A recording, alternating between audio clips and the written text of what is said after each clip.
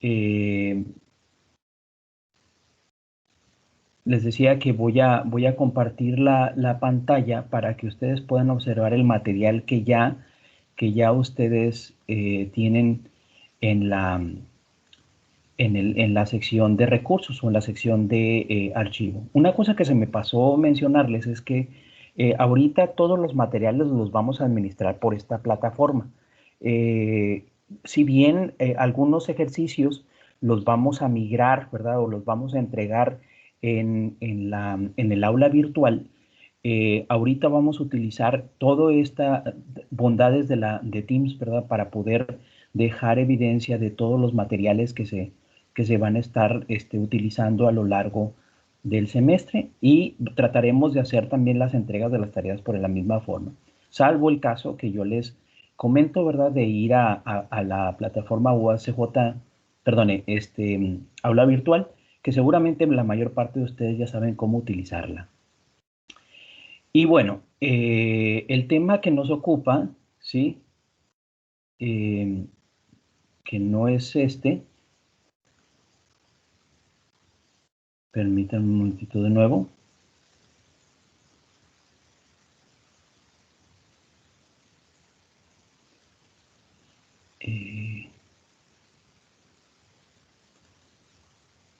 Si lo observan, por favor, si me dice alguien. No. No. ¿No se observa el tema 1? No, no se observa.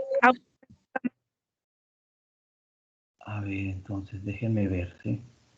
Ténganme paciencia, porque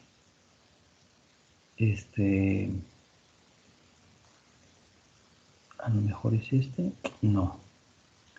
Ok, ¿cómo le hacemos? Permítanme un momentito. Profe, de hecho, si aún batalla mucho, Sí. están dando una capacitación de Teams por parte de la escuela. Ah, ok. Mira, ya me apareció. Voy a activarlo. Sí, sí, el único problema es que luego están los cursos más o menos a la hora de clase. A ver, confírmeme por favor si en esta ocasión sí la están viendo. Sí, ya aparece. Sí, se ve. Muy bien, ok, entonces vamos a empezar, ¿de acuerdo? La prestación, muy bien. Como les comenté en la clase pasada, en la reunión de encuadre, los temas, ¿verdad? Que están descritos en la carta descriptiva están organizados en el material que les voy a presentar de manera asincrónica. Esto es, todos los tópicos que están a ver, es solo que están distribuidos, ¿verdad? De manera ordenada para que podamos nosotros atender primeramente a todos los aspectos teóricos de la materia y posteriormente entrar de lleno a los cálculos y las demás cosas que hay que realizar en ella, ¿sí? El tema 1, en el tema 1 vamos a ver la mayor parte de los conceptos, los antecedentes y los usos de la epidemiología. Para este propósito, dividí el material en los siguientes tópicos. Salud, que es la definición, la evolución y los modelos conceptuales. Estos últimos sirven para poder ir visualizando cómo se fueron integrando diversos de epidemiológica para poder atender a las necesidades. En pocas palabras es, no nada más consideramos a las enfermedades como tales y sus síntomas, pero adicionalmente metemos, ¿verdad? Cuestiones, ¿verdad? De lo que mañana, ¿verdad? Vamos a ver durante este tema, a lo que llamamos determinantes, como es, por ejemplo, ¿verdad?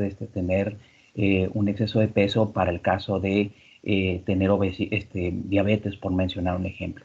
También vamos a pasar, una vez de que ya entendimos lo que es salud, vamos a ver lo que es salud pública y cómo está organizado el sistema de salud. Y junto con pegado, ¿verdad? Está dentro de esta misma organización del sistema de salud el departamento o la actividad del epidemiólogo. El epidemiólogo es la persona pues que va a checar los números de esta organización. Vamos a pasar y vamos a revisar algunas definiciones y posteriormente, y algunos aspectos históricos y posteriormente pasaremos a revisar específicamente cuáles son las actividades de la vigilancia epidemiológica. Como les mencioné anteriormente, al final de cada tema está una sección de ejercicios mismos que se habrán de entregar como tareas, ¿verdad? Para poder aumentar puntos en los parciales correspondientes.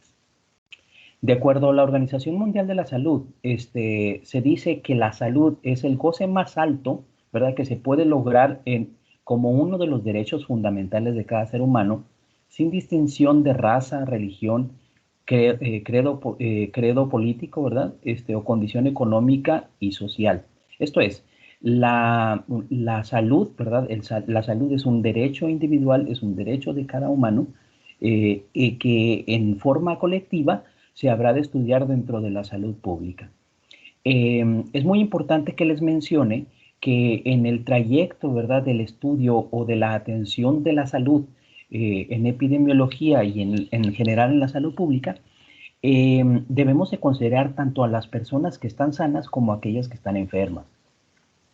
Más adelante vamos a observar que en el trayecto de la generación de una enfermedad y su desenlace, que a lo que vamos a llamar historia natural de la enfermedad, tenemos pues pacientes que empezaron sanos, ¿verdad?, que no tuvieron esa enfermedad y posteriormente fueron clasificados con alguna patología en específico, misma que va a evolucionar si y solo si no hacemos nada por atender esa situación.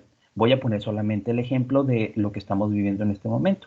¿Sí? Ahorita desconocemos cuál es la etiología y la forma en la que trabaja el COVID, ¿verdad? Perdón, SARS-CoV-2, que es el que causa, ¿verdad?, la enfermedad de COVID. Pero sin embargo, como es un derecho humano, ¿verdad?, no significa que no los atendamos, ¿sí? Tenemos que atenderlos aun cuando ahorita en muchos casos y en muchos hospitales alrededor del mundo es tanto como tirarle un dardo, ¿verdad?, a una pizarra en donde no sabemos dónde está el centro, ¿no? Entonces, es importante que entendamos que la salud pública, cuando ya se clasifica una enfermedad dentro de la salud pública, esa se habrá de atender desde la perspectiva preventiva primaria, que es cuando se está sano para no tener la enfermedad, y también cuando se está enfermo. Aquí abajo menciona que la salud es un estado de bienestar o de equilibrio que puede ser visto a nivel subjetivo, o a nivel objetivo. Sí, en este sentido debemos recordar pues que clasificar una persona con enfermedad tiene todo un protocolo, ¿verdad? Hay una serie de sintomatologías y signos que son característicos de una patología en específico, y una vez de que se reúnen, a la persona se le clasifica como enfermo, ¿sí? Sin embargo, la persona que está enferma, la persona que está sana, no podemos saber exactamente qué tan sano está, ¿sí? Yo recuerdo mucho, ¿verdad?, que antes se utilizaba este comentario, ¿verdad?, para decir, mira, este muchacho es muy sano, ¿no? Una novia, ¿verdad?, que tenía un novio, y este novio que acaba de conocer a la familia de la novia, y entonces dice la madre, el muchacho es muy sano. Y de verdad es cierto, es la pregunta. ¿Qué tan sanos estamos, no? ¿Sí? Habemos casos, voy a mencionar solamente un ejemplo, ¿verdad? Que tenemos alguna patología, vamos a decir, una prehipertensión. No es hipertensión porque no se ha definido como enfermedad, pero tenemos una prehipertensión que podemos no saber que está por ahí. Y entonces no podemos decidir qué persona está sana y quién no está sano. Sin embargo, de forma subjetiva, pues podemos decir que algunos de nosotros somos sanos, ¿no? O que tu novio es sano, algo por mencionarlo. Entonces, la salud es un estado de bienestar o de equilibrio que puede ser visto a nivel subjetivo o a nivel objetivo. El nivel objetivo se alcanza cuando se diagnostica que no se está enfermo. Esto es, si yo voy a una clínica y digo, oiga, pues que tengo diabetes porque soy hipocondriaco, y me revisan el nivel glicémico, pues me van a ver pues que mi glicemia está normal, incluso después de una curva de tolerancia a la glucosa. Y entonces no pudieron diagnosticar mi enfermedad pero no me pueden decir que estoy completamente sano. ¿Se entiende? El término salud se contrapone al de enfermedad, eso es muy claro. Una vez de que se puede detectar que alguna persona está enferma de algo, lo que sea, entonces no se está sana. Eso es muy, muy claro. Esta duplicidad de términos, ¿verdad? Nos obliga a pensar que posiblemente es más fácil controlar y seguir y ver los desenlaces de las enfermedades más que la atención de las personas que están sanas, ¿sí? Y pues queda muy claro, ¿no?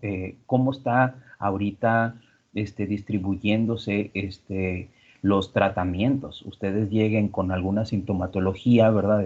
Relativa a COVID, y si llegan con una temperatura leve, y si no están, si todavía no tienen problemas, ¿verdad? De tos crónica o algo por el estilo, pues no los van a atender de forma directa, ¿sí? El sistema de salud está diseñado para tratar enfermos ahorita en la mayor parte de los casos, ¿sí? Sin embargo, tenemos que hacer algunos pininos, algunas actividades que tengan que ver con la preservación de la salud.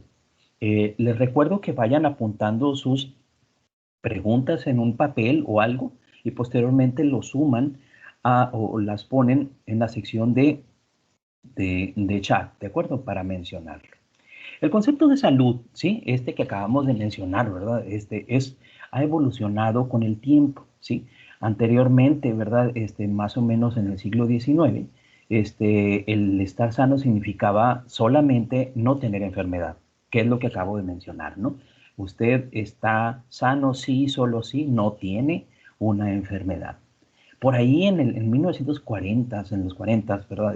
La OMS dijo que salud es estar en completo estado de bienestar físico, psíquico y social, y no solo la ausencia de enfermedad. A mí me gusta, ¿verdad?, en clase decir que es el momento del ron, ¿verdad? Es el momento de la flor de loto, es el momento en el que cruzamos los dedos, ¿verdad? Y los ponemos como si estuviéramos haciendo yoga, ¿no? Porque no nada más era el hecho de no tener una enfermedad, sino adicionalmente deberíamos de ver a las personas dentro de todo un ambiente que contempla su ambiente físico, su forma de pensar, su ambiente psíquico, ¿sí?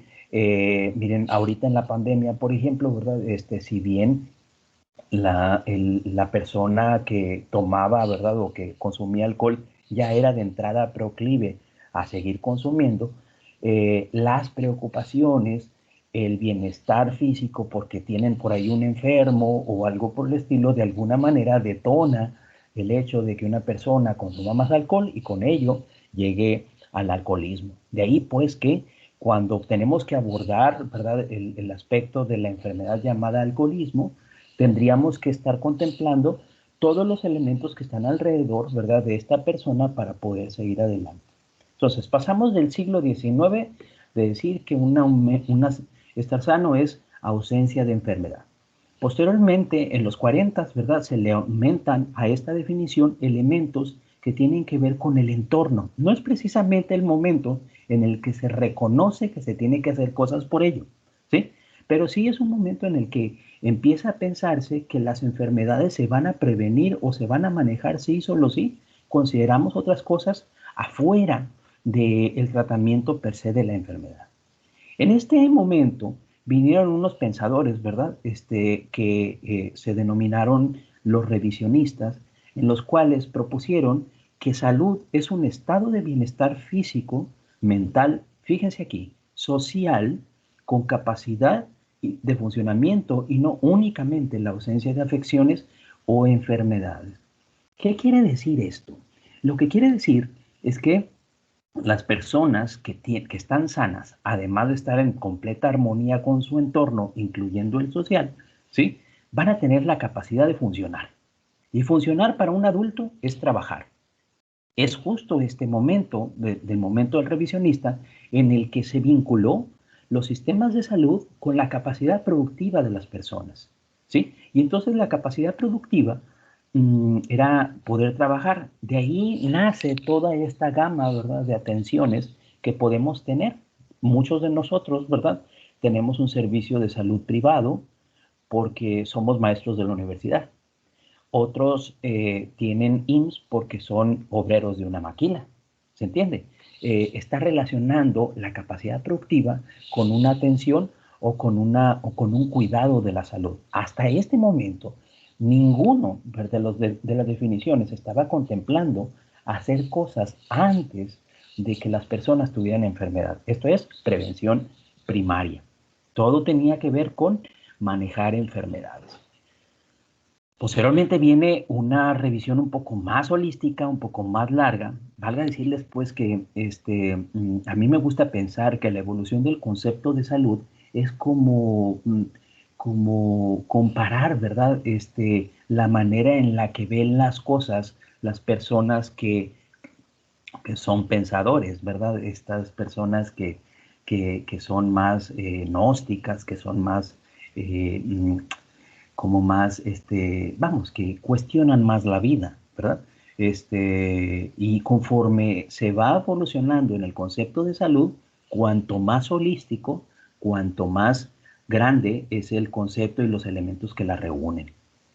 La visión clásica dice que sano es poder realizar nuestras actividades cotidianas, o sea, el trabajo, la sociedad y la familia, que es producto de este pensamiento de los revisionistas. De ahí en ese momento empiezan otros, pues voy a decirles locos, ¿verdad? En este momento, estas personas que pensaron, oye, pero deben de pensar esto como una cosa más integradora todavía más. O sea, no nada más conserven la capacidad de trabajar, sino adicionalmente también hagan acciones o tengan que ver con otros factores que no son la enfermedad per se. Y de ahí nace el concepto ecológico.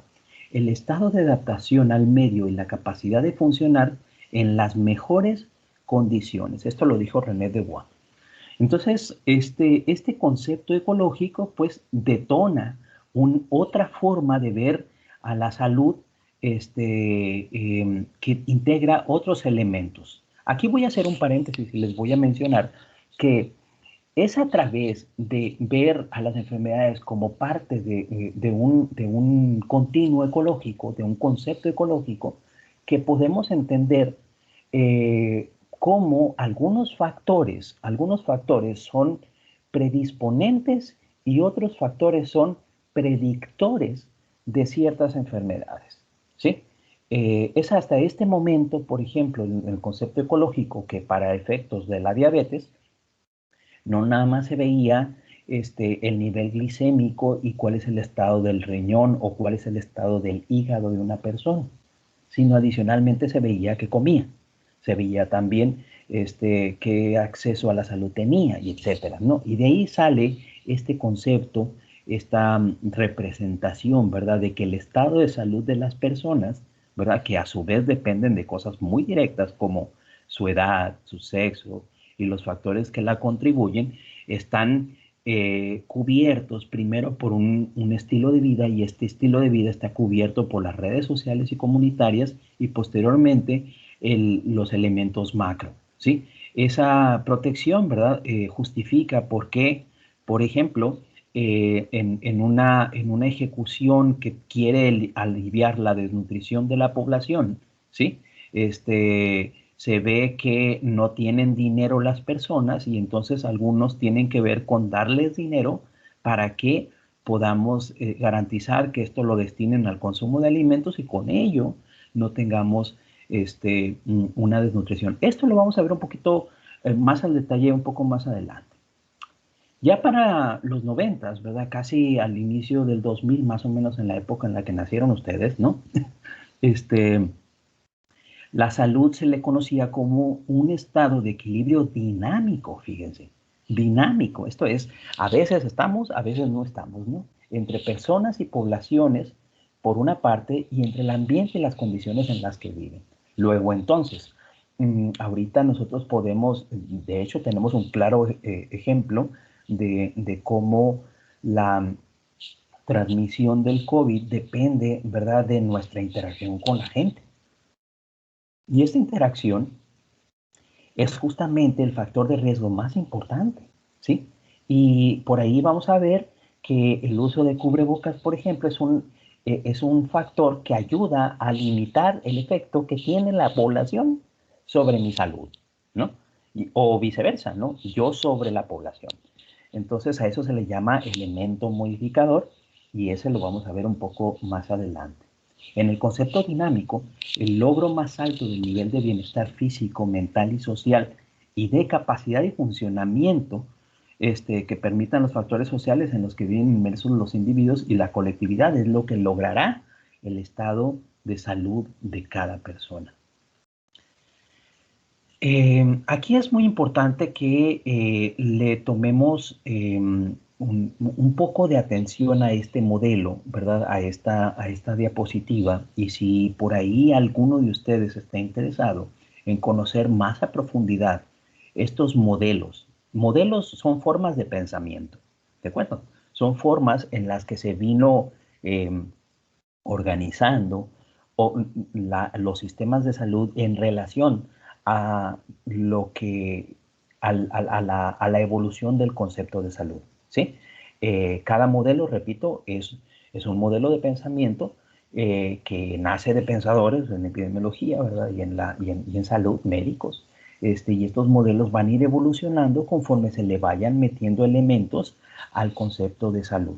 ¿Sí? Pero si tienen alguna pregunta en específico, ¿verdad? Aquí hay un vínculo donde ustedes pueden descargar este documento que les explique un poco más a profundidad el modelo conceptual de salud. Los modelos conceptuales de salud, repito, son evoluciones. Vamos a entenderlo primeramente, ¿sale? Aquí vamos a observar que los modelos que están aquí en los diagramas en blanco, cada uno de ellos están organizados por dos ejes, el eje Y y el eje X. En el eje X, ¿sí?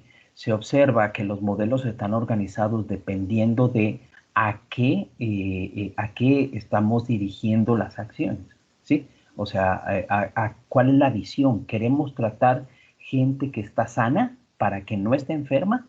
¿O queremos tratar enfermos, no? Entonces, la visión o perspectiva de análisis en el eje X nos dice que los modelos se van a organizar dependiendo de si van a tratar gente sana o van a tratar gente enferma. En el eje de las Y está organizado de acuerdo a la respuesta social objeto de intervención, ¿sí? A ver, no se me pierdan, sí es muy importante que entendamos que esta organización, si bien algún médico, algún profesional de la salud reconoce la importancia de cada uno de estos elementos, individuo y familia, medio biofísico y medio socioeconómico, es la acción, ya ves que está en amarillo, ¿sí? La acción la que determina si se está cumpliendo con un modelo o con no, ¿sí?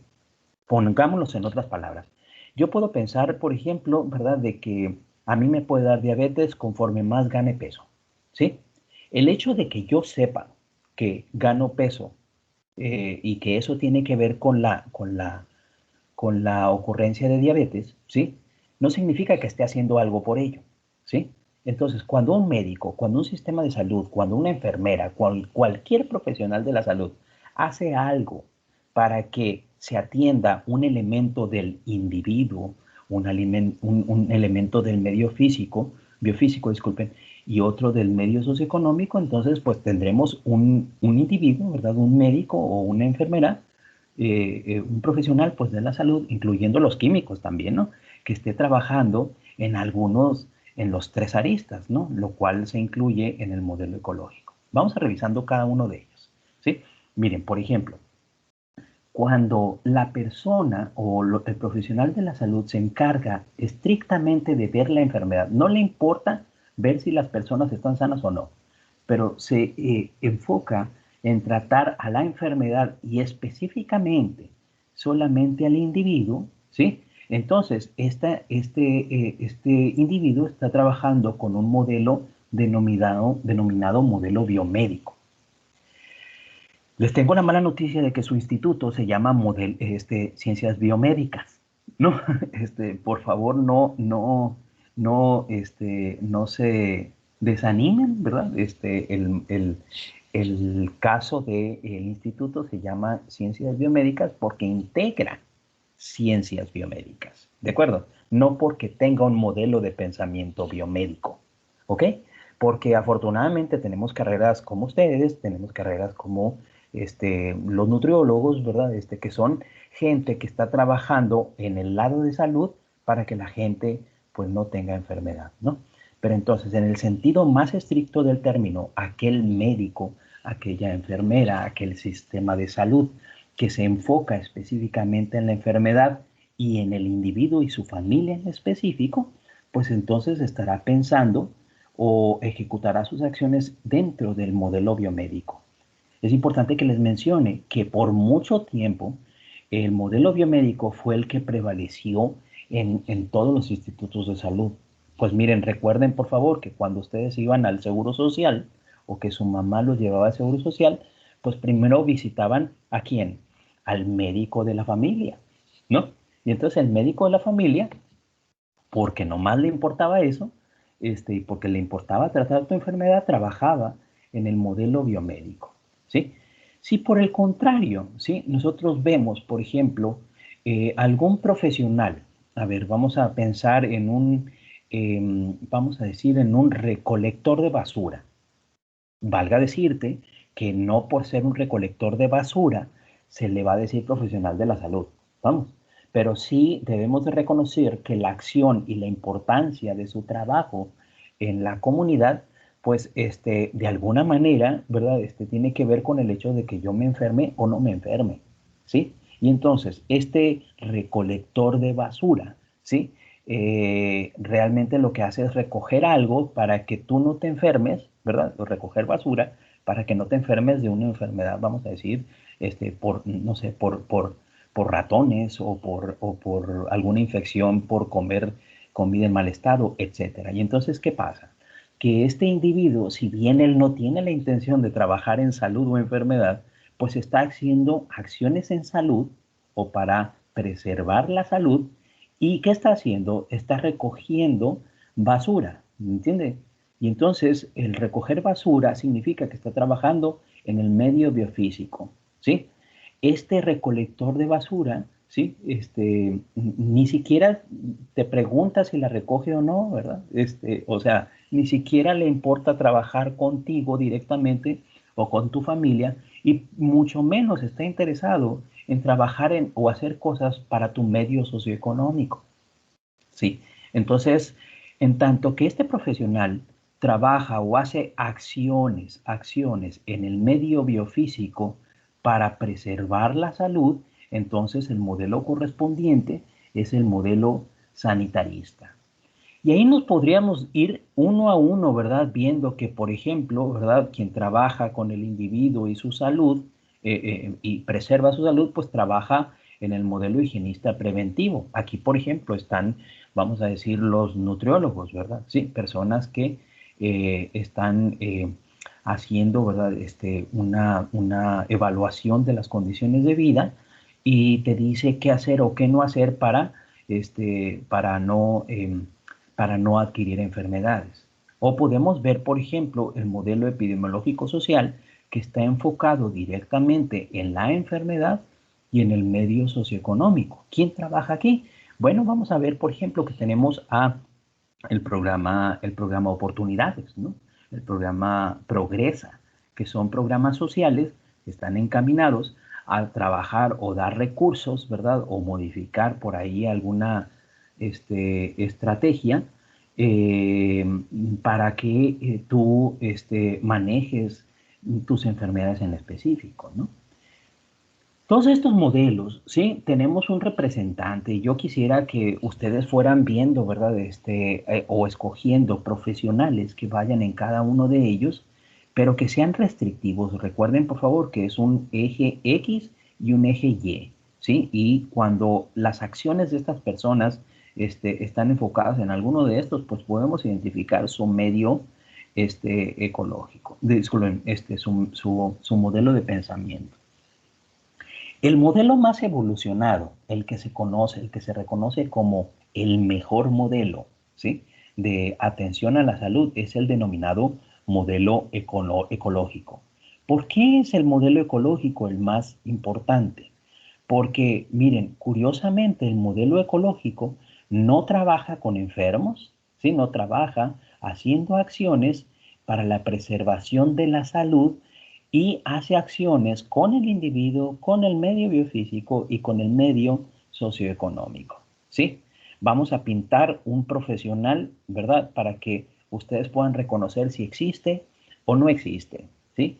Vamos a pensar que este es un individuo que es un químico, ¿verdad? Un químico como tú, en el que va a tu casa y continuamente, ¿verdad? Está checando, ¿verdad? Tus niveles glicémicos, ¿verdad? Para poder evaluar o poder ir checando cómo va ocurriendo o la desviación glicémica y con ello la ocurrencia de la diabetes. Luego también te da, por ejemplo, algunas iniciativas, se lleva tu basura, ¿verdad? O empieza a revisar toda la cena, ¿verdad? Y entonces está diciendo, pues no comas este pan, pero come este otro y así sucesivamente. Y por último, además, te dice, mira, ¿sabes qué? Tenemos unos grupos de autoayuda para toda la gente que quiere aprender a no tener diabetes, ¿sí? Si ese químico hiciera todas las cosas que te estoy mencionando, entonces estaría trabajando en el modelo ecológico de determinantes. Claro está, pues, que la actividad, ¿verdad? O lo que nos enseñan, ¿verdad? A realizar, pues, no llega hasta allá, ¿verdad? Cuando mucho nos quedamos en el biomédico, ¿verdad? Decimos, soy un QFB o soy un químico que voy a estar en mi laboratorio, que voy a checar glicemias y que voy a hacer, pero solamente voy a ver mm, este, gente enferma porque estoy en una clínica, ¿se entiende? Y entonces en esta clínica pues te van a llegar enfermos en los cuales vas a tener que analizar una muestra, esta muestra es de un enfermo y a veces ni siquiera trabajas con el individuo, ¿se entiende? Y entonces pues la mayor parte de los profesionales nos quedamos aquí. Esto no significa que no podamos evolucionar y nosotros considerar que queremos ser profesionales de este tipo, ¿sí? Repito, este diagrama es muy importante que lo entiendan. Si hay alguna pregunta, pueden consultarlo aquí o bien me pueden preguntar posteriormente, ¿verdad? Algún detalle en específico. El modelo ecológico es también denominado modelo de determinantes. Erróneamente al inicio de esto se le llamó determinantes sociales de la salud, ¿sí? Los determinantes sociales de la salud y con ello, por supuesto, de la enfermedad también, ¿sí? Pues no todo es social, ¿verdad? Pero en un inicio, los determinantes de la salud o health determinants, que lo van a poder ver ahí estaban enfocados a revisar aquellos aspectos sociales que podemos modificar para que la gente no adquiera enfermedades, ¿sí? Este sistema lo inventó justamente un sociólogo que se llamaba Frank Lalonde o Lalonde, y esa persona, ¿verdad? Ese investigador, pues postuló que la salud y con ello la enfermedad, por supuesto, ¿sí? Es resultado de la interacción de muchos y muy diversos factores que podemos englobarlos en 4 en específico. El primero de ellos es el medio ambiente, el segundo es la biología humana, o sea, ¿qué tenemos ahí dentro de nuestro cuerpo que nos hace proclives a tener una cierta enfermedad? Luego es el estilo de vida, ¿verdad? O sea, cómo me comporto yo, ¿verdad? Y qué hago, qué no hago en términos saludables. Y por último, el sistema sanitario. Sí. Nunca había quedado tan claro el papel del sistema sanitario en un ejemplo como el que estamos viviendo en este momento, ¿sí? El sistema sanitario es justamente el responsable o el que debe de garantizar el mayor nivel de salud que dijo la OMS, ¿de acuerdo? Y entonces el sistema sanitario, por ejemplo, en Estados Unidos, pues empezó muy tarde a hacer chequeos en la población, ¿no? Y entonces, ¿qué sucedió? Que mucha gente se murió en ese trayecto porque todavía no había detección de anticuerpos ni detección de serológica, perdonen, de los antígenos del SARS-CoV-2 y entonces se murió mucha gente, ¿no? Yo no quiero decir que no nos haya ocurrido a nosotros, porque también sucedió, pero Estados Unidos es un buen ejemplo, ¿verdad?, para decir que el sistema de salud entró tarde, ¿sí? Entró tarde, y entonces ese fue mucho el responsable de que mucha gente se muriera y por lo tanto no tuviera salud. Valga decirles en este momento que la mortalidad es el desenlace último de todas las enfermedades, ¿sí? En el concepto que vamos a revisar más adelante de la historia natural de enfermedad, vamos a decir que es cuando se traza, ¿verdad?, desde la persona que no tiene la enfermedad hasta la persona que se murió de ella sin haber hecho nada, ¿sí? A eso se le llama historia natural de la enfermedad. Y ahorita y más adelante lo vamos a ver, pero es importante que se los diga en este momento porque la historia natural de la enfermedad COVID-19, ¿verdad?, está plagada de elementos del sistema sanitario, como es la atención de la salud, ¿verdad?, tener respiradores y toda esta cosa, ¿verdad?, que ya hemos visto por ahí en las, en el trayecto, y donde podemos observar que hay elementos de cada uno de ellos. Ahorita más adelante platicaremos de específicamente casos, ¿no? Los determinantes sociales de la salud son las circunstancias en que las personas nacen, crecen, viven, trabajan y envejecen, incluido el sistema de salud. Es importante que tomemos esta última parte, ¿verdad?, de envejecen, porque hasta este momento, ¿sí?, y viendo la evolución del concepto de salud, ¿sí?, siempre se decía, ¿y qué hacemos con la gente que no es productiva? ¿Sí? O sea, los niños y los ancianos, ¿no? Estas personas que ya no trabajan, ¿será que porque no trabajan son enfermas? ¿Sí? Y entonces se cuestiona el sistema de salud y dice, no, ¿sabes qué? Debemos de tener una serie de acciones para proteger la salud del que envejece. Por eso es que las acciones dirigidas a los adultos mayores son más del lado de salud que del lado de las enfermedades. Aquí hay que entender dos cosas importantes. No sé si ustedes están familiarizados con la palabra dogma, ¿sí? Pero dogma es algo que es una aseveración, es una idea que se tiene que aceptar como tal, ¿sí?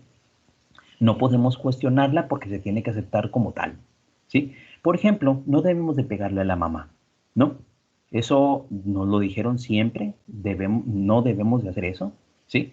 Y si alguien pregunta por qué, pues porque no está bien, te dice, ¿no? Nada más, pero no, lo tienes que aceptar. También otra cosa que hay que aceptar es, por ejemplo, que Dios está en el cielo, ¿sí? Nadie se ha cuestionado si está en otra parte, ¿verdad? O está en mi casa o está en la tuya, ¿no? Todo el mundo pensamos que está en el cielo y eso se tiene que aceptar como tal, ¿sí? Por eso es dogma. Entonces, el dogma 1 de este modelo de atención a la salud, de los determinantes, es que todas las enfermedades o condiciones, valga decir que también podemos decir una condición que no está clasificada como enfermedad per se, o que queremos prevenirla, ¿no? Esa condición no necesariamente puede ser clasificada como enfermedad. Por ejemplo, los síndromes, ¿sí? A mí me gusta decir que los síndromes son enfermedades de las cuales todavía no tenemos todos los pelos de la burra, ¿sí? Los pelos de la burra yo sé que son pardos, ¿sí? Porque los tengo en la mano, así dice el chiste, ¿no? O así dice el refrán. Y entonces las enfermedades se clasifican como tal cuando tenemos todos los pelos de la burra, ¿sí? Sabemos que siempre se va a cumplir eso. Cuando no encontremos enfermedades que no se presentan, que a veces se presentan así, o a veces asá, o a veces allá, siempre se estarán llamando síndromes hasta el momento en el que se les compruebe pues todos los elementos que ayudan a su diagnóstico. Por eso el síndrome de inmunodeficiencia adquirida no se llama enfermedad, ¿verdad? Se llama síndrome porque las representaciones son muy variadas. Por eso el síndrome respiratorio que tenemos ahorita por COVID se llama así, porque no sabemos exactamente cómo se presenta a veces, ¿no? O sea, hay una variedad. De ahí entonces, pues que todas las enfermedades, que es el dogma número 1, todas las enfermedades o condiciones poseen los 4 determinantes. Ustedes pueden decirme cualquier enfermedad y yo les voy a decir cuáles son 4 determinantes de esas enfermedades, a menos de que sea una enfermedad que yo no conozca. ¿Sí? Sin embargo, el dogma número 2, perdón por la corrección, aquí es dogma 2, es que la responsabilidad de cada determinante en la enfermedad es muy específica. En algunas ocasiones, el medio ambiente es más importante que los otros 3 factores, o la biología humana, por ejemplo. Pongamos el caso específico del síndrome de Down. ¿Sí? El síndrome de Down es producto de una lesión, de un problema genético, ¿sí? Que pertenece a la biología humana, ¿sí? Este factor, ¿sí? Es un factor muy fuerte que da esa enfermedad y donde el sistema sanitario y el estilo de vida y el medio ambiente, si bien están apoyando, ¿verdad?, a la evolución de esta enfermedad en específico, la verdad es que el factor biológico es muchísimo más importante, muchísimo más importante. Si nosotros agarráramos, por ejemplo, una enfermedad infecciosa, como es el caso de una salmonelosis que nos dio por comer taquitos allá afuera del ICB, ¿no? Pues vamos a observar que esa patología pues está causada por un bicho y este bicho está en un taco y por lo tanto todo eso tiene que ver con el medio ambiente, ¿sí? Que yo coma tacos, ¿sí? Eso es otra cosa, ¿sí? Que a mí me gusten los tacos por estilo de vida, ¿no? Pero también va a ser un pedacito, ¿verdad? Que tenga que ver con la resistencia y la ecología microbiana que yo tenga en el colon, por ejemplo, ¿no? Y entonces, ¿quién tiene la culpa? El medio ambiente más que la biología, más que el estilo y por supuesto más que el sistema sanitario. Cosas para que nos grabemos entonces, todas las enfermedades tienen los 4 factores. Y no todos los factores son más importantes, unos factores son más importantes que otros en ciertas patologías. El estudiar el modelo ecológico, ¿verdad? Y el modelo de la LON para poder entender por qué una persona tiene una cierta patología, provocó que se generara una nueva forma de organización del sistema de salud, en los cuales teníamos bien claros, ¿verdad? Que existían factores muy distales, muy lejanos a el estado de salud de las personas. Si nos observamos este gráfico de izquierda a derecha, vamos a observar que el estado de salud, o sea, el impacto en las desigualdades en salud y bienestar, y con ello la enfermedad, pues en primera instancia, ¿sí?, están determinados por los factores intermedios. Es muy importante que entendamos que los factores vamos a poner solamente uno de los elementos de la LOND, ¿no? Los determinantes de salud, ¿sí?, pueden estar organizados distintos y todos pueden estar presentes a los distintos niveles, ¿verdad?, de organización social. En este caso, por ejemplo, el sistema de salud, que ya habíamos dicho que era un factor proximal, que era un factor que desencadena las enfermedades porque nos da atención o porque no nos la da, ¿sí? También está en el mismo nivel de importancia que los factores conductuales, los factores psicosociales y las condiciones de vida de las personas, mismas de, que son producto de la posición socioeconómica.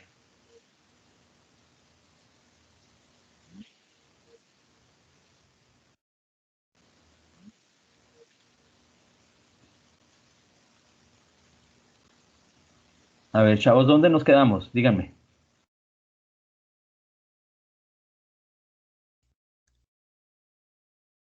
En determinantes de salud, profe. Ay, creo que se le trabó.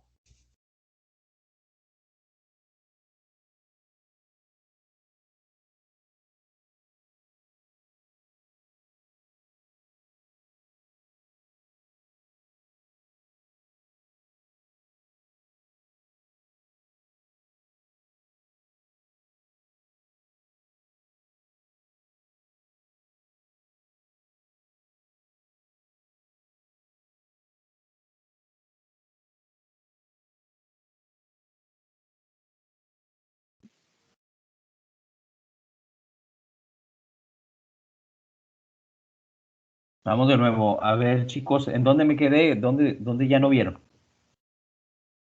Alguien que, no, que me diga. ¿Estás explicando lo de determinantes de salud, el cuadrito? Ah, perfecto. Entonces, sí apagó. Voy a volver a compartir la pantalla. ¿Sí? ¿Se ve ahorita? Sí. Sí, Perfecto. Muy bien, entonces estamos aquí, ¿no? Y entonces, les comentaba que la organización de cada factor, pues, va a estar impactando a las desigualdades y por ende a la ocurrencia de las enfermedades, pero se están organizando de forma proximal hacia forma distal, que es más o menos lo mismo, ¿verdad? La misma representación que hicimos en el círculo, en donde veían que el estado de salud primero tenía a los factores conductuales y posteriormente venían las condiciones de vida y posteriormente venía pues toda la organización macroeconómica que tengamos, ¿no? Que en este caso es el contexto socioeconómico y social. ¿Por qué quise poner este gráfico que más o menos es igual que el que sigue? Primero porque es muy simple, ¿verdad? Y segundo es que podamos entender que hay determinantes intermedios y hay determinantes estructurales, ¿de acuerdo? En el caso, voy a poner un caso hipotético. Yo no quiero que un adulto mayor tenga desnutrición, ¿verdad? Porque puedo trabajar directamente en su forma de alimentación, en las condiciones en las que vive, observar, ¿verdad? Si tiene acceso o no a sistemas de salud que a su vez están relacionados con la posición económica de las familias y con su contexto socioeconómico. Si hacemos acciones, por ejemplo, de dar la tarjeta de salud, ¿verdad? Para adultos mayores, inmediatamente resolvemos el acceso al sistema de salud y con ello mejoramos la condición de salud de esa persona. Esa organización se va a repetir en la mayor parte de las enfermedades. Este gráfico me gusta un poco más, ¿verdad? Pero si quieres preguntar, es importante que te diga que cuando dice lectura 1 y viene un vínculo o bien son lecturas que están al final del material, son lecturas que seguramente vienen como parte de examen, ¿de acuerdo? No te preocupes, no son muchas, será una o dos, a lo máximo tres por tópico, pero sí tenemos que tenerlo en cuenta, ¿verdad? Porque son complementarios. Si no me entendiste muy bien, puedes de todas formas, ¿verdad? Consultar este documento para que te lo explique en forma un poco más detallada. Este gráfico lo inventó un investigador nacional, fue el que dirigió a la salud pública durante muchos años en México, Julio Frenk se llama. Julio Frenk estaba más que convencido de que la salud del mexicano tiene que ver con ese mismo modelo, ¿verdad? Y entonces debemos de atender varias cosas para que podamos lograr el estado de salud de las personas. Fíjate, por favor, entonces, que de izquierda a derecha, ¿sí? La organización de los sistemas macroeconómicos y sociales determinan las condiciones en las que viven las familias y el ingreso, ¿verdad? En ellas. Posteriormente hay una cierta susceptibilidad que tiene que ver con el estilo de vida de las personas y por lo tanto el nivel de salud que alcance alguna de ellas pues será producto de la interacción de todos esos componentes, ¿no? Fíjate, por favor, que la carga genética y la estructura y la función del cuerpo, que son determinantes biológicos, directamente inciden en la susceptibilidad individual a una cierta enfermedad, pero a su vez esta susceptibilidad tiene que ver con su estilo de vida, que a su vez tiene que ver con la estructura familiar, que a su vez tiene que ver con la alimentación de ahí para atrás, ¿no? Y entonces la organización, esto yo se los platico, no quiero irme al detalle para agarrar una enfermedad en particular, solamente quiero decirles que el modelo de determinantes para el caso de la epidemiología es súper importante, súper importante. ¿Por qué?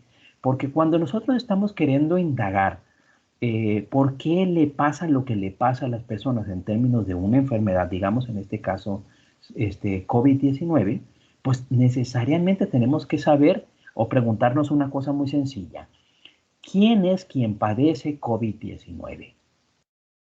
Y de ahí se derivan una serie de preguntas de decir, bueno, ¿qué factores determinan que adquiramos, verdad, al virus? Y así sucesivamente.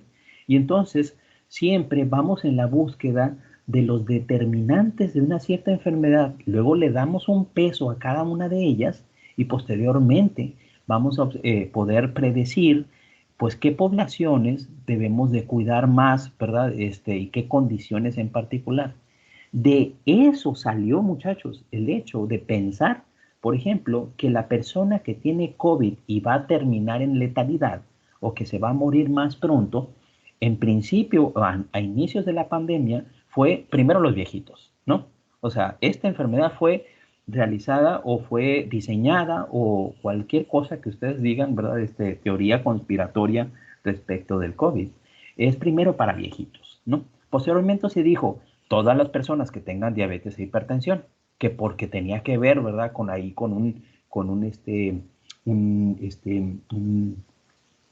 Un transportador, no, perdón, un factor que vincula la hipertensión con la infectividad del COVID, ¿no?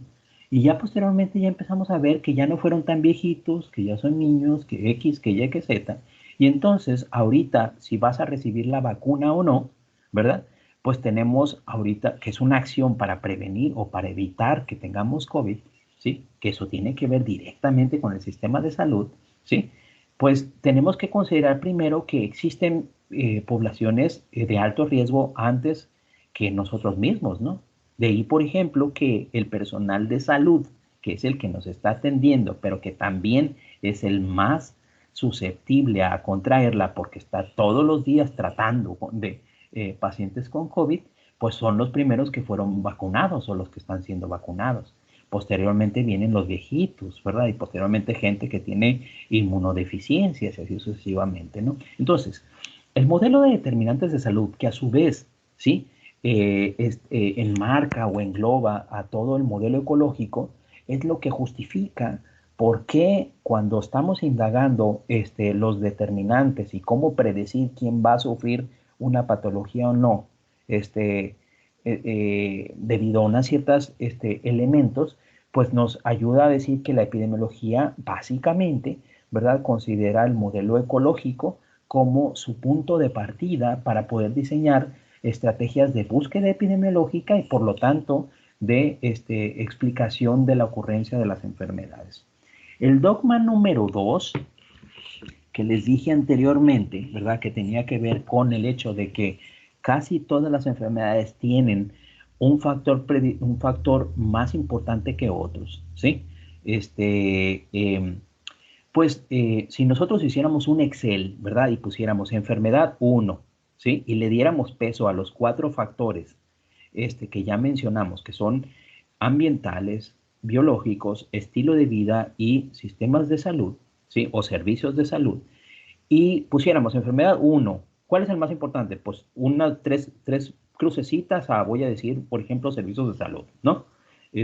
Como las enfermedades nosocomiales. Esas enfermedades nosocomiales no nacen afuera, nacen en los sistemas de salud. De ahí, pues, que los servicios de salud es el factor más importante en una enfermedad nosocomial. Y entonces, pues, ustedes agarran el Excel y van poniendo todas las enfermedades del mundo mundial, las conocidas y las no conocidas, ¿no? Y entonces le sacan un promedio, ¿no? Y priorizan todas las enfermedades, ¿verdad? Y tratan de sacar, pues, el promedio de qué factor es el más importante, ¿sí?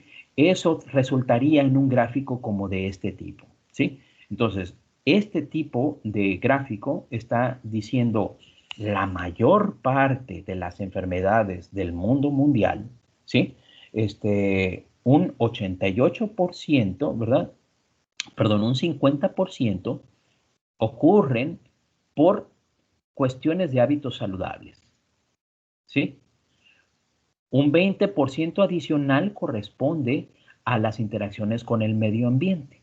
Posteriormente, un 20%, que es más o menos la misma carga del medio ambiente, tiene que ver con la genética, con los factores biológicos del huésped. Y por último, un 10% tiene que ver con el acceso a servicios de salud, ¿sí? Repito, existen enfermedades donde el servicio de salud es más importante como factor de cuidado, ¿verdad? Factor para evitar en enfermedades como las enfermedades nosocomiales, ¿verdad? Las enfermedades que ocurren o que las adquirimos dentro de las clínicas, ¿no? Sin embargo, todo este gráfico nos está ilustrando, ¿verdad? Que si sumamos todas las enfermedades, todas, y le damos y ponderamos todos los 4 factores, son los hábitos de salud, o sea, la conducta humana, ¿sí? El estilo de vida, el que determina la mitad de las enfermedades, ¿sí? Fíjate qué contrastante es el hecho de que esta es la manera en la que se distribuyen todas las enfermedades a nivel público y privado, ¿sí? Y cómo se distribuye el gasto en salud, ¿sí? Aun cuando el 50% el 50% de los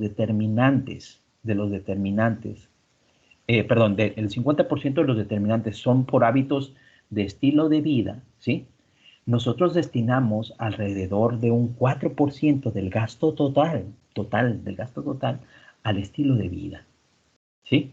Es contrastante, ¿no? Es hasta injusto, diría yo, ¿no? A veces, y otros factores, si se los sumamos, pues no da ni el 20%, pues, ¿no? ¿Por qué? Porque el 88% del gasto público está dedicado a salvaguardar aquellos factores que representan el 10% de las enfermedades. Interesante, ¿no? Sí, o sea, le dedicamos más a los sueldos, al gasto, a construir hospitales, a lo que ustedes quieran, ¿verdad? Que al hecho de atender. Si esto no les dice que el modelo biomédico es el que más permea, ¿verdad? En los sistemas de salud, pues no hay otro ejemplo más claro, ¿no? ¿Por qué? Porque el modelo biomédico es el que va a determinar el hecho de que casi siempre estamos atendiendo enfermedades y a nivel individual y familiar ni siquiera nos metemos con sus determinantes, ¿no? Entonces es importante que entendamos que la ideología de los profesionales de la salud, incluyéndolos a ustedes, ¿sí? Debe de migrarse, ¿verdad? Debe migrarse hacia hacer acciones, ¿sí? Y por supuesto, ¿verdad? Pasar parte de este presupuesto a que se contemplen otros factores, no estrictamente los servicios de asistencia a la salud. El modelo de la rueda ya lo expliqué anteriormente, ¿verdad? Este es una representación también del modelo de determinantes. Me gusta más porque es un poco más didáctico, ¿verdad? Donde en el centro de ellos, ¿verdad? Determinamos, perdón, desde el centro hacia afuera vamos de los determinantes proximales hasta los determinantes distales, ¿verdad? Y entonces podemos observar la organización de cada enfermedad. Vamos a decir, por ejemplo, o tomar un ejemplo rapidito que lo vamos a volver a ver, la rabia. La rabia es una enfermedad producida por un agente infeccioso que se transmite a través de perros. ¿Están de acuerdo? Y entonces, la rabia además tiene esta característica de tener un desenlace fatal muy rápido si no se le atiende rápido, ¿sí? Entonces, ¿qué sucede? La rabia, como todas las enfermedades, tiene los 4 determinantes organizados en distintos radios, ¿verdad? Sí. Pero la atención primordial de la rabia es a través de evitar que haya perros con rabia, ¿no? De ahí que los programas de vacunación de perros, ¿sí? Son los que nos previenen a nosotros de adquirir rabia, ¿sí? Ahí ni siquiera se mete uno con el estilo de vida, ¿verdad? Que un elemento de estilo de vida del riesgo que yo pueda tener de rabia es que yo tengo un perro, por ejemplo, ¿no? ¿Sí? Y entonces, estos factores se van a organizar, vuelvo a repetir, van a en este caso, el factor ambiental, ¿verdad? O sea, el perro con rabia es el más determinante de que yo tenga rabia o no tenga rabia. Ahora, hablemos de rabia, ¿no? No estoy hablando de la rabia que te da cuando te deja plantado el novio o la novia, ¿no? Estoy diciendo la rabia meramente, la rabia enfermedad. Y entonces esa rabia enfermedad la podemos prevenir rápidamente a través de la vacunación de perros y por lo tanto la carga del medio ambiental es más importante, ¿verdad? El medio ambiente, recordemos que que es todo aquello que está fuera de mi cuerpo, ¿sale? Todo lo que está fuera de mi cuerpo. Todo lo que esté dentro de mi cuerpo será biológico, ¿sí? Que si los genes, que si mi predisposición eh, a la adiposidad, etcétera, ¿no? El estilo de vida, ¿verdad? También va a determinar si yo voy a tener o no una enfermedad. Vamos a poner un ejemplo de diagrama de círculos porque de él depende una de las tareas que vas a tener que hacer. Expliquemos rápido. Los 4 factores que ya explicamos, medio ambiente, biológico, servicios de salud y estilos de vida, están organizados desde los factores distales, que está aquí en azul, a los factores proximales que están en rojo, ¿sí? Aquí adentro está la enfermedad. Ahora, que yo ponga una enfermedad, también está implícito no que yo tenga o adquiera la enfermedad, sino también adicionalmente cómo puedo prevenirla, ¿sí? Mycobacterium lepre, ¿verdad? Es una bacteria, pues es un híbrido, ¿verdad? Porque también por ahí es fungiforme, ¿no?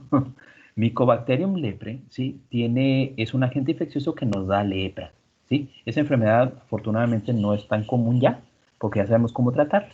Pero pensemos en ella. Y entonces, la lepra, hay un factor de medio ambiente, porque debe haber un bicho por ahí, ¿verdad? Debe de haber alguna cuestión de sanidad o de saneamiento, ¿verdad? Que pueda tener con el estilo de vida, o sea, no a todo el mundo les va a dar lepra, porque no, casi siempre tiene que ver con las condiciones del hogar. Debe de haber, por supuesto, ¿verdad? Acciones en acción preventiva, ¿verdad? Para poblaciones específicas dirigidas a combatir a la lepra y por lo tanto también, y también hay factores predisponentes biológicos. Lepra nos va a dar, sí, solo sí, por ejemplo, nosotros no tenemos un factor o un anticuerpo que nos esté deteniendo la infectividad de Mycobacterium lepre. Habiendo dicho esto, los 4 factores se pueden enmarcar en los factores distales y los factores proximales. Ahora aquí la pregunta más sencilla, o no tan sencilla, es, ¿cómo yo detecto o determino que un factor es proximal y cuándo detecto que es un factor distal? Muy sencillo, mira. Pregúntate una sola cosa muy sencillita. Si yo hago algo por corregir ese determinante que estás mencionando, inmediatamente reduzco la probabilidad de que una persona tenga lepra. Si la respuesta es sí, quiere decir que es un factor proximal, ¿sí? O sea, si yo hago algo para corregir ese determinante, ya, o voy a curar a la lepra en particular, si la respuesta es sí, entonces es un objeto de intervención, o sea, es una acción que el sistema de salud tendría que hacer, ¿sí? Para lograrla. Ahorita voy a poner un ejemplo para el mismo caso de la lepra. Si por el contrario, el factor tú lo determinas y dices, perdón, y dices, no, ¿sabes qué? Sí tiene que ver con la lepra, ¿sí? Y con su ocurrencia, pero si yo hago algo por ella, no necesariamente se va a corregir rápidamente. Entonces quiere decir que el factor es distal, ¿sí? Les decía yo, por ejemplo, que Mycobacterium lepre, a mí me estuve en contacto con esta micobacteria. Luego entonces, la micobacteria que pertenece al medio ambiente, ¿sí? Si yo la erradico, pues no va a haber, nadie vamos a adquirir lepra, ¿estás de acuerdo? Entonces, si yo hago algo por quitar la probabilidad de que alguien se contagie por micobacterio, pues entonces la reproducibilidad, ¿verdad? O sea, la consecuencia se va a dar directa. Esta es la razón por la cual las pacientes con lepra sí, se mantienen segregados. Por ejemplo, en los sanatorios, en ciertas clínicas, a los pacientes con lepra se les separa para que no contagien a otros. Luego entonces, la acción de separar enfermos de lepra de personas que no tienen lepra es una acción directa que corrige la probabilidad de que yo no tenga lepra, ¿sí? Si, por ejemplo, ¿sí? No es el caso de Mycobacterium leprae, pero de algunas otras enfermedades.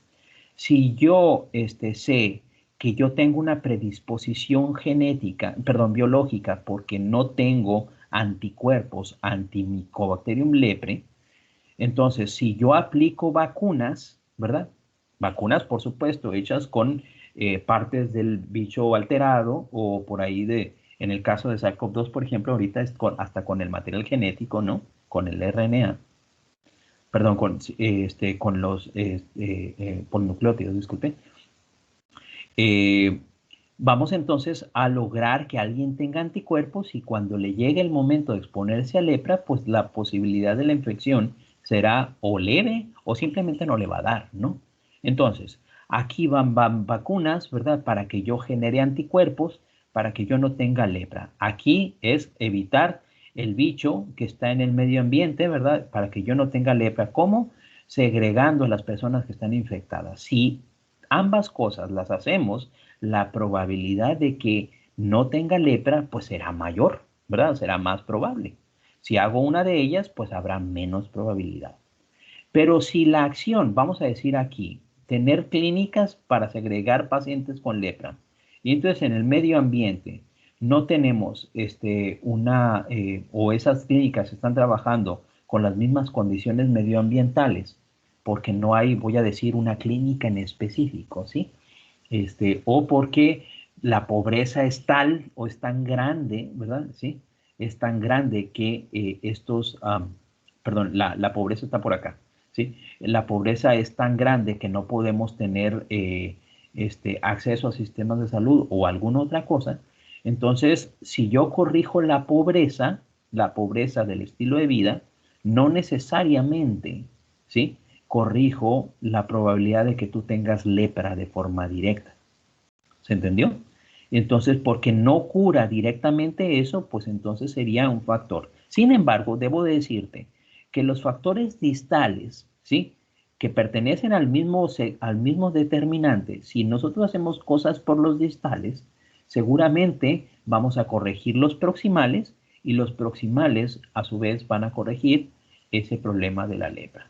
Por eso es que es un diagrama de concéntrico, ¿no? O sea, cualquier cosa que hagamos en el distal impactará a los proximales y los proximales a su vez impactarán a la enfermedad como tal, ¿sí? Vamos a poner unos ejemplos. Bueno, esto lo vamos a ver un poco más adelante para que lo vean. A ver, déjenme,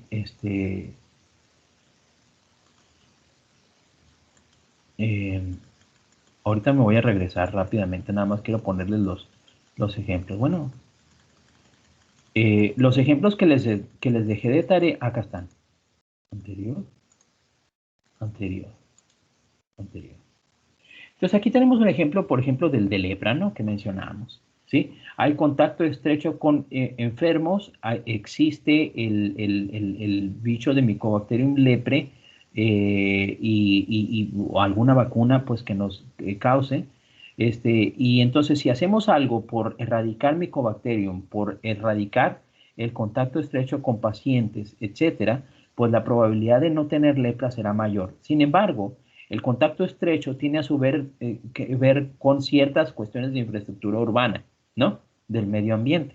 Entonces, si se corrige esto, no necesariamente no tenemos lepra, pero sí se puede reducir la probabilidad de tener contacto estrecho con los enfermos, ¿no?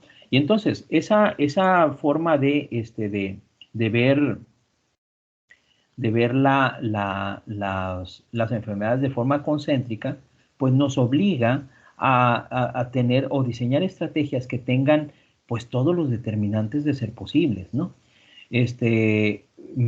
Aquí me quedé, es un caso muy peculiar, como también lo es el caso de el SARS-CoV-2, el COVID, pero lo voy a dejar después hasta que veamos el tema de historia natural de la enfermedad.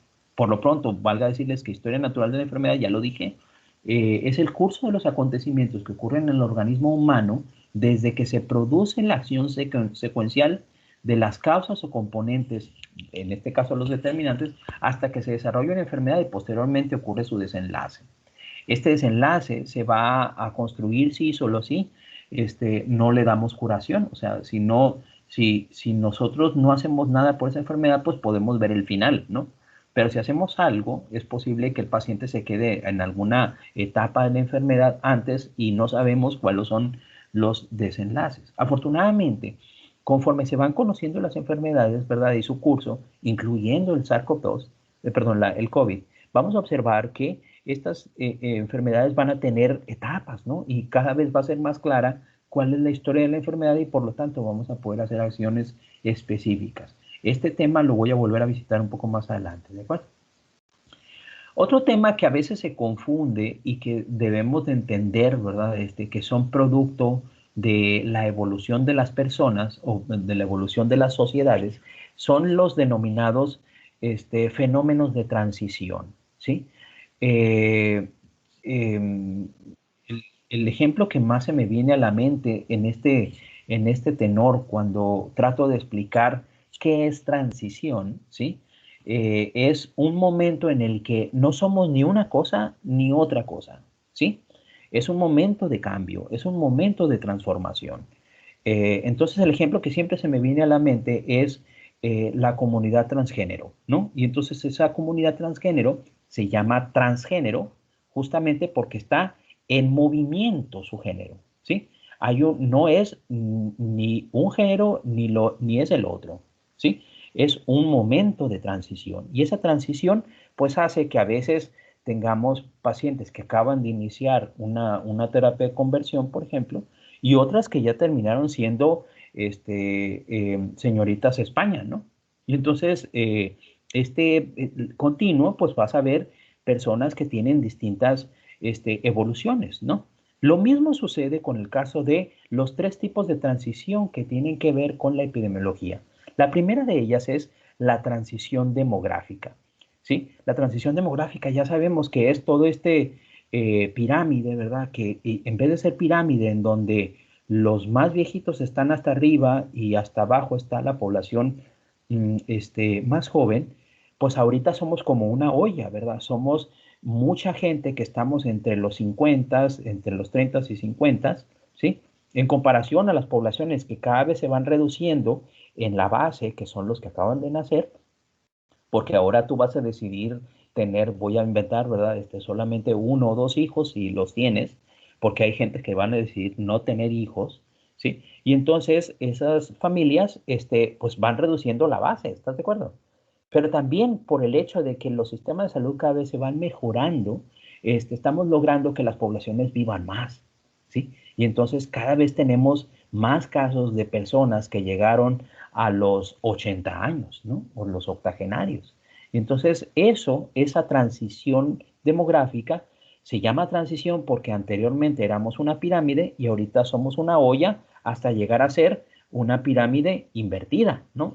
Si es que llegamos a tener ese caso, ¿no? Como es el caso de las poblaciones de Europa, ¿no? O sea, su base es muy pequeñita y la parte de arriba es más grande, los adultos son mayores, ¿no? Entonces, esa transición es un fenómeno que va ocasionando. Debe quedarte claro que conforme más vivamos, mayor la probabilidad de adquirir enfermedades de estas que se conocen como crónico no transmisibles, ¿sí? También está la transición epidemiológica, ¿verdad? La transición epidemiológica que nos dice, y que lo hemos visto en muchos textos, en donde ya sabemos que hoy por hoy, ¿sí? Dígame. Pero te pregunto si tienen en las diapositivas o solo está platicándonos. Ah, no se ven las diapositivas. Ah, sorry, discúlpenme. Ok, espérenme. Gracias, ¿eh? ¿Ahora sí? ¿Se ve? Sí. Sí, profe. Perfecto. Entonces les estaba comentando que tres tipos de transiciones son necesarias de entender en epidemiología. El ejemplo que di, ¿verdad?, de la comunidad transgénero es que no son ni hombres ni mujeres todavía, ¿verdad? En su trayecto, pues van cambiando, ¿no? Y entonces la transición significa justamente eso, un momentum, ¿verdad? En un continuo en donde no se es una cosa ni tampoco se es otra, ¿sí? Entonces, en el continuo, pues debe quedarte claro, ¿no? De que en este ejemplo que estoy usando, ¿verdad? Hay gente que acaba de iniciar terapias, ¿verdad? Para poder cambiar y otras que ya son reinas de España, ¿no? Entonces, en ese continuo es necesario que entendamos que ni somos uno ni somos otro. Lo mismo se aplica para transición demográfica. Y yo ponía el ejemplo, pues, que las pirámides poblacionales se llamaban así porque en la base estaban todas las poblaciones jóvenes y que en la punta de las pirámides, pues, estaba la población más adulta. Esa pirámide no nada más es que ha ido aumentando en edad, porque a principios del siglo XIX, pues la gente andaba por ahí de los 35, ¿no? ¿Sí? Ahorita ya podemos llegar hasta los 90, hay quienes han llegado hasta los 120, ¿no? Y entonces la transición demográfica se llama así porque no se ha volteado la pirámide, ¿sí? La pirámide que originalmente era así, ahora no la hemos encontrado así. Y por eso es que se dice que la gente o que las poblaciones están en transición demográfica. ¿Por qué? Porque no estamos volteando la pirámide poblacional, ¿no? Ahorita, hoy por hoy, nosotros somos más o menos una olla. Esta olla tiene un segmento de edad entre los 20 y los 40 años, que son la mayor cantidad de personas en la población, pero todavía tenemos niños y también tenemos ancianos. ¿Cuál es el asunto con la transición demográfica y la salud pública? Pues que esta, al tener gente con mayor edad, mayor probabilidad de adquirir enfermedades, ¿no? Eso no tiene nada que ver ahorita con el estilo de vida, ¿sale? Ahorita solamente estoy diciendo que el factor biológico llamado edad nos hace más proclives o más propensos a tener enfermedades. También viene el fenómeno de transición epidemiológica, en donde ya sabemos que ahora hemos cambiado de tener básicamente enfermedades, ¿cómo se llama? Enfermedades infecciosas a tener enfermedades crónicas no transmisibles, ¿sí? Más adelante vamos a ver una clasificación clara de este fenómeno, porque hay enfermedades crónicas, ¿sí? Que también son infecciosas y que ahorita, hoy por hoy, están en nuestra población. Bueno, por esta diversidad, ¿verdad? De que todavía tenemos enfermedades agudas, ¿verdad? Y crónicas y coexisten en una población, por esas razones que se llaman transición epidemiológica. Ahora bien, ¿sí? Hay poblaciones que tienen lo que se llama transmisión epidemiológica avanzada, que significa que la cantidad de casos de enfermedades agudas o enfermedades deficitarias como la desnutrición, ¿sí? Pues son muy pocas. Debe quedarte claro, por ejemplo, que en Estados Unidos los casos de desnutrición severa en niños es cada vez, pues prácticamente nula. Y nosotros tenemos ahorita poblaciones por ahí en la Tarahumara en donde todavía tenemos esos casos. Por eso es que se dice que nuestra sociedad está en transición epidemiológica. Posteriormente, y no menos importante, es la transición nutricional. La transición nutricional, ¿sí? Es un fenómeno que nos dice, oye, pues que anteriormente comías hierbita y cosa muy buena y alimentos muy sanos, no había industrializados, etcétera, etcétera, y ahora pues los consumes de más, ¿no? ¿Sí? Esas tres, los fenómenos por separado, la transición demográfica, que sería de alguna forma estricta, es un determinante biológico, y la transición nutricional, que comparte, ¿verdad? El estilo de vida de las personas y el medio ambiente, en el sentido de que el medio ambiente nos provee de esos alimentos, ¿verdad? Y ya después nosotros decidimos si los consumimos o no, ¿sí? Inciden directamente en la transición epidemiológica. ¿Por qué? Porque observemos en la parte de abajo, ¿sí? Que todas estas enfermedades crónicas no transmisibles tienen una convergencia. Por eso es claro pensar que los adultos mayores, que si existen es porque hicimos algo, ¿verdad? Para que sigan viviendo, son los que justamente se están llevando la mayor parte del gasto público en salud, ¿sí? ¿Por qué? Porque pues son personas que viven en condición pluripatológica, se llama, ¿no? a un adulto mayor, seguramente por ahí ustedes en alguno de sus clases habrán hablado un poco de esta batería de exámenes clínicos que se llama SMAC, ¿no? Que es una batería de exámenes que tiene pues como 20, 30 parámetros, a veces hasta 50 parámetros, ¿no? Y entonces en los adultos mayores es muy común mandarles a hacer un SMAC para saber a qué le atinamos, ¿no? Porque tienen varias enfermedades que coexisten y conviven en un mismo individuo. Entonces, transición epidemiológica es producto, entre otros factores, por supuesto, de una transición demográfica y de una transición nutricional de forma circunscrita. Esto es lo que venía diciéndote. Mira, la transición epidemiológica nos decía que teníamos alta mortalidad con enfermedades transmisibles, o sea, enfermedades de contagio, infecciosas en su mayoría, y pasamos a tener, ¿verdad? A partir del 2010 o quizá antes, baja mortalidad por enfermedades degenerativas. Aquí quiero hacer un parámetro. Más adelante vamos a hablar de algo que se llama equidad en salud, que es otro concepto que se maneja en epidemiología y en salud pública. Y ese concepto de equidad, ¿verdad? Ya quitó la palabra enfermedad degenerativa por enfermedad crónica no transmisible. ¿Por qué? Porque esta forma degenerativa tenía un carácter peyorativo, ¿no? Es un carácter como denigrante, ¿no? La gente que degenera es como ya no es humano, ¿no? Y entonces por eso es que dijeron crónicas no transmisibles. Curiosamente, no transmisibles las separa pues de las transmisibles, ¿no? O sea, te está diciendo las enfermedades crónicas y las enfermedades agudas se pueden dividir en transmisibles y no transmisibles. Aquí hay una diferencia, ¿verdad?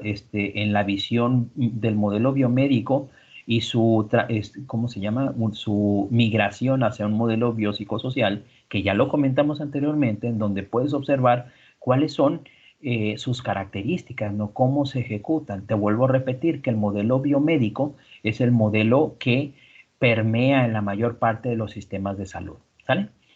Salud pública, la vamos a definir como, ya definimos, ¿verdad? El término de salud y su evolución. Ahora vamos a ver lo que es salud pública, ¿sí? Hay rama de la medicina cuyo interés fundamental es la preocupación por los fenómenos de salud. ¿En dónde? De forma de perspectiva colectiva. O sea, es la salud no individual, pero la salud de todos, sino la salud de todos, ¿sí? La salud pública, dice aquí, es la ciencia y el arte de prevenir, interesante, ¿verdad? Anteriormente en el modelo biomédico nomás estábamos viendo enfermedades, tratar enfermedades, no prevenirlas, ¿no?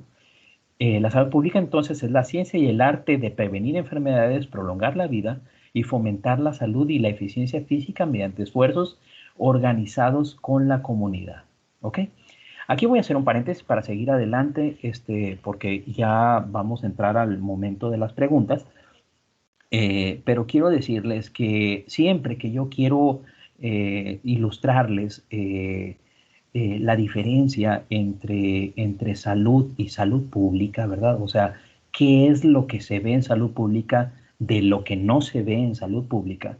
Siempre me acuerdo de una canción de una cantante mexicana, se llama Edith Márquez, que tiene una canción que dice eh, algo así como que la novia nueva del novio que tuvo en algún momento, ¿sí? Esta novia nueva, en vez de ser pública, es popular, ¿sí? Y entonces es ahí donde nos quedamos nosotros. Y pues, ¿qué tiene que ver esto con el tema que estamos viendo, ¿verdad? Y entonces, en clase, pues esto es más fácil porque empezamos una discusión, tú y yo, ¿verdad? Y empezamos a ver quién es popular y quién es pública, pero te lo voy a resumir rápido, ¿sí? Pública es de todos, ¿sí? Y popular es que se conozca por todos, ¿sí? En la canción tenía que ver con la manera en la que la muchacha, la nueva novia, se manejaba con los otros, ¿no? Sí, y entonces pública, repito, ¿sí? pública es de todos y popular es que la conozcas, ¿no? Y entonces, si pública, ¿sí? El tener una novia pública significa una novia para todos, pues entonces salud pública debería de ser una salud de todos y para todos, ¿sí? Y entonces es importante que entendamos que la epidemiología califica todas las enfermedades del mundo mundial en unos criterios que vamos a mencionar más adelante, pero dice, ¿sabes qué? Yo voy a hacer acciones para prevenir esa enfermedad y no nada más tratarla, pero no me voy a hacer cargo de todas las enfermedades del mundo. Me voy a hacer cargo solamente de algunas, ¿sí? O de algunas condiciones que pueden derivar en enfermedades fuertes, ¿sí? Entonces, salud pública o las acciones en salud pública son mucho más selectivas que el sistema de salud en general, pues, ¿no? ¿Sí? Hay enfermedades, por ejemplo, que tú pudieras considerar como, pues, importantes, nosotros deberíamos hacer todos por ella y tendrás razón, ¿sí? Pero desde la perspectiva de acción, de la perspectiva de tomar el toro por los cuernos, enfermedades como osteoporosis, ¿verdad? Si bien hay mucha gente que la padece, hoy por hoy no hay campañas, ¿verdad? Específicamente para tratar osteoporosis, aun cuando nosotros ya no sabemos el nombre, ¿sí? Y por el contrario, tenemos acciones para enfermedades que sabemos que no tienen, que no tienen una dimensión, ¿verdad? Que es una de las características que vamos a ver más adelante, como por ejemplo repartir sobrecitos de ácido fólico para que las mujeres en edad reproductiva no tengan hijos con anencefalia, ¿no? Esa es una acción de salud pública y el número de niños con anencefalia son por mucho menor que el número de individuos que nacen con síndrome de Down. Entonces, no tiene nada más que ver el asunto de la dimensión, ni cuántos lo padecemos, ni cuándo no, sino el impacto social que tienen estas enfermedades. ¿Sí? Es importante que lo entendamos de esa forma. Por último, la salud pública es el arte y ciencia de promover la salud, prevenir enfermedad y prolongar la vida, pero estas acciones se deben de encaminar desde un punto de vista de equidad. Esa equidad en salud la vamos a comentar con mayor detalle más adelante, pero hoy por hoy, pues significa lo que todo el mundo ya sabemos. O sea, que la salud es para todos y de todos. O sea, somos responsables de la salud de cada uno de nosotros, ¿sí? Y a su vez, todos debemos de tener la misma posibilidad de tenerla. En no lograrlo, porque existe el fenómeno, se llama inequidad en salud, ¿sí? Y la inequidad en salud se resuelve pues con acción de salud pública, ¿no?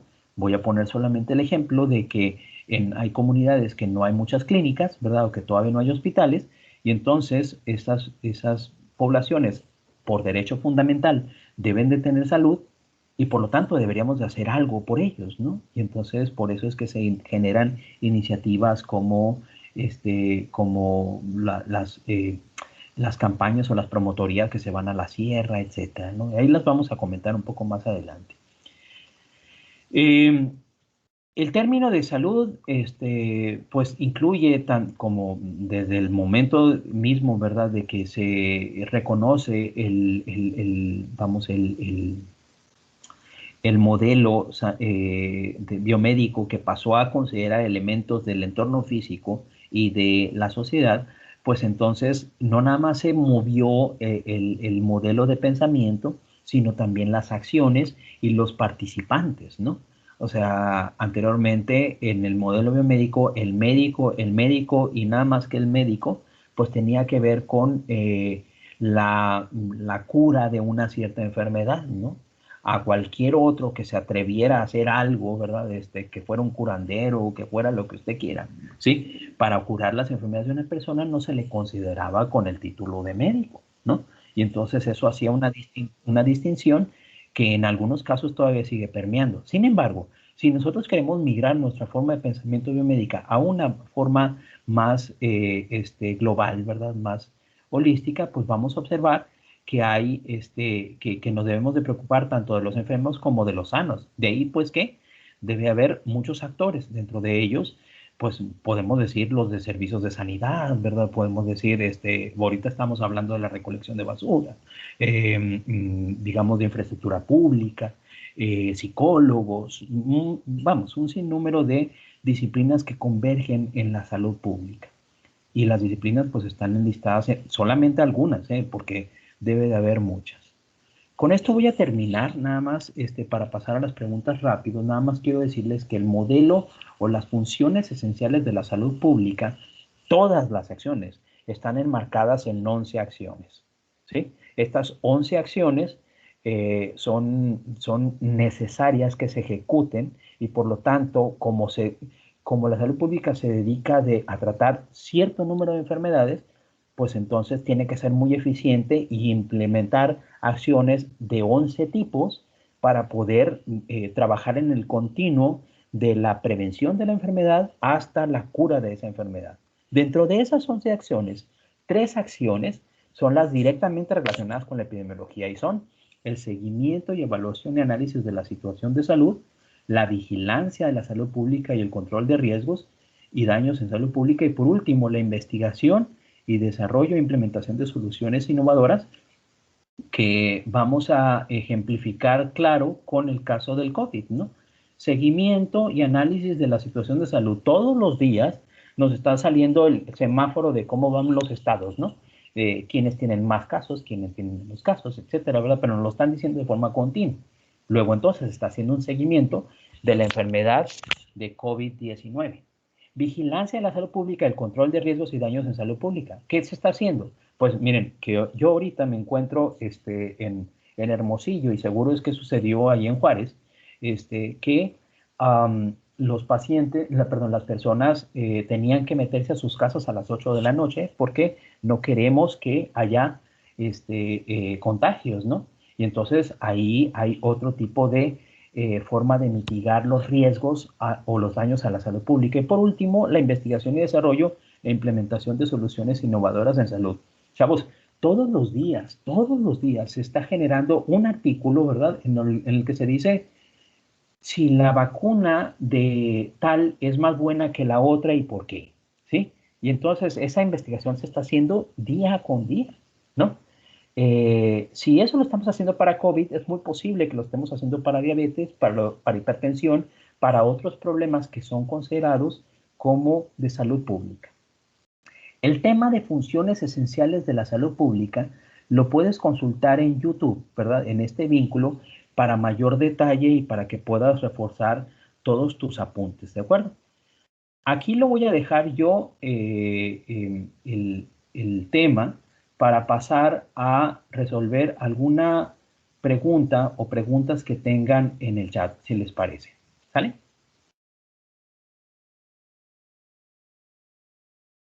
No tengo ninguna. ¿Alguien tiene alguna pregunta?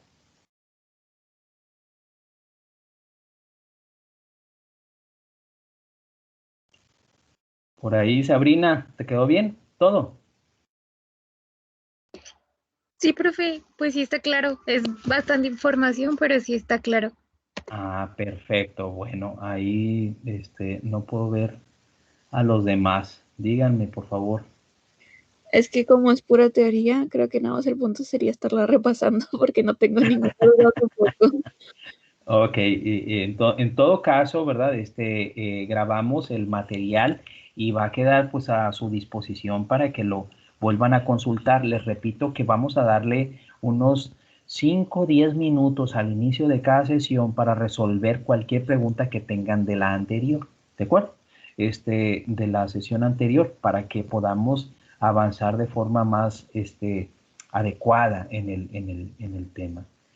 A ver, Raúl Javier respondió a su conversación, dice aquí. Raúl, ¿qué me decías?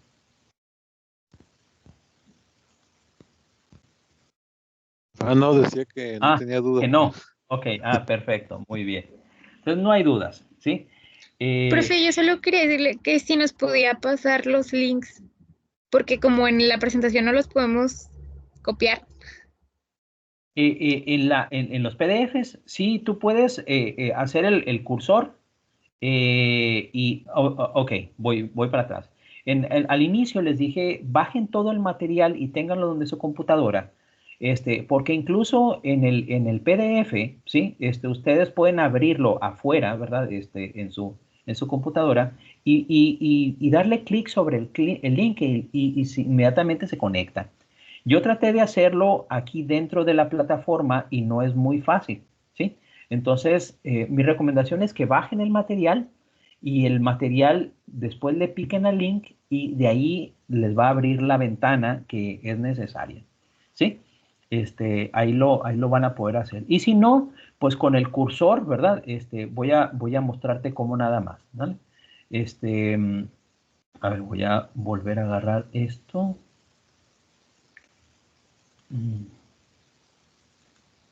Mira, si yo agarro el cursor y copio el link, ¿sí? Sí estás viendo, ¿verdad? Y lo llevo, lo copio y me lo llevo al buscador, pues es posible que encuentre la página de forma directa. Algunas, es muy posible que alguno de esos links no funcione. Traté de revisarlos todos, ¿de acuerdo? Pero si es así, me lo dicen, por favor. ¿Sale? ¿Alguna otra pregunta? Sí, dice aquí Jocelyn, el PDF te da la opción de que se abra el link. Perfecto, muy bien. ¿Alguna otra pregunta? No, en mi caso no. En su caso, no. Bueno, miren, una cosa que yo sí quiero comentarles es que la asistencia es muy necesaria, ¿no? Si bien la mayor parte de las veces su servidor no se da cuenta si están o no están, la entrada, ¿verdad?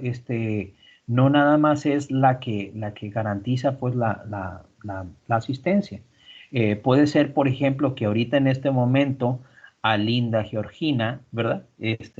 Haga una pregunta como, ¿cómo estás, Linda? ¿Sí? Bien. Ah, bueno, y entonces Linda me responde y entonces me doy cuenta que está, ¿verdad? Entonces, es importante que tengan en cuenta que las preguntas que yo haga en línea, es posible que generen pues la asistencia, ¿no? Entonces, para que estemos atentos lo más posible, ¿no? Digo, mala suerte sería que te tocara una pregunta y no estuvieras, ¿verdad? Es ahí donde nos tenemos que meter. Pero sí tenemos que ser un poco flexibles, pues, con el medio, porque no es muy fácil, no es muy fácil seguir atendiendo, ¿no? Vamos a cerrar entonces, si no tienen una pregunta, sí quiero hacer... ¿Qué pasó, Victoria? No, para comentarle que entré Víctor, 2 minutos tarde. Sí. Y me parece que ya había pasado lista. Ok. ¿Y eso cómo se hace? Platícame. Porque entro yo a clase, inmediatamente activo yo la lista de todos. ¿Quiere decir que si no sucedió en ese momento no te agarró? ¿Es así? No, es que me parece que entré 2 minutos tarde más bien a la llamada. Y Ah, cuando estaba viendo había la lista. Bueno, según yo era la lista. pues mira, la verdad no sé cómo es que cómo se registra. Me dieron la instrucción de aplicarlos. Yo de entrada debo decirles que lo que hago es nos da la opción de marcarlos a todos ustedes, ¿no? Sí. Y es muy posible que se hayan marcado los 15, ¿no? Entonces, yo me voy ahorita en la salida, después de que yo le haga pues una pregunta y no me encuentre a alguien, pues entonces es cuando le quito la asistencia a alguien, ¿no? Pero en ese momento, porque así me dijeron que lo ejecutáramos. Pero déjame checar, a ver si este asunto de entrar 2 minutos tarde afecta en alguna forma, ¿sale? Sí, gracias. En presencial, muchachos, es muy probable que yo decida empezar directamente a las 7 para dejarlos los 10 o 15 minutos de salida para que ustedes se puedan trasladar, ¿sí? Entonces, más o menos así nos vamos a manejar, ¿no?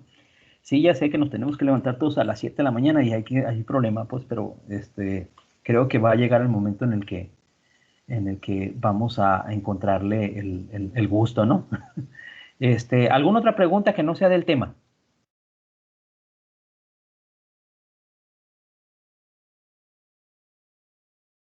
¿No? Bueno, entonces, Profe, ¿puede vamos a dejar repetirlo? Es que se trabó mucho.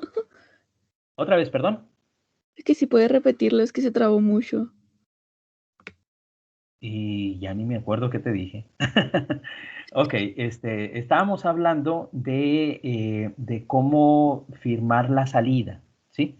Yo entrando, les pongo asistencia a todos, ¿sí? Pero de salida también tengo que volverlos a marcar.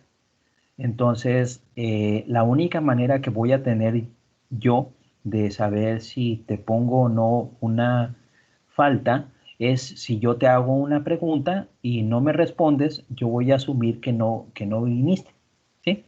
Y entonces en la salida le quito la palomita a tu nombre, ¿no? Esa es la manera en la que yo me voy a estar manejando. Afortunadamente, ¿sí? Sí, esto se lo digo porque pasar lista es, hijo, es muy difícil aquí. Entonces, ni siquiera lo hago en presencial, pues, ¿no? Entonces, aquí lo importante es si hay una persona en clase, a esa persona se le da la clase, ¿no? Entonces, voy a dejar la grabación para que ustedes puedan a consultar el material si no pudieron venir y si no me di cuenta, ¿no? Dice, la lista que viste no era de asistencia, compañero, era de quien había visto los archivos. Ah, ok. Ese es Kenny. Muy bien, entonces, aclarado, Daniela, ¿verdad? Sí, profe. Ah, perfecto, ok. Bueno, cuídense mucho, que tengan un excelente día y nos vemos la próxima clase. ¿Sale? Sale, profe. Muchas gracias. Sale, bye. Gracias, profe. Hasta luego, cuídense.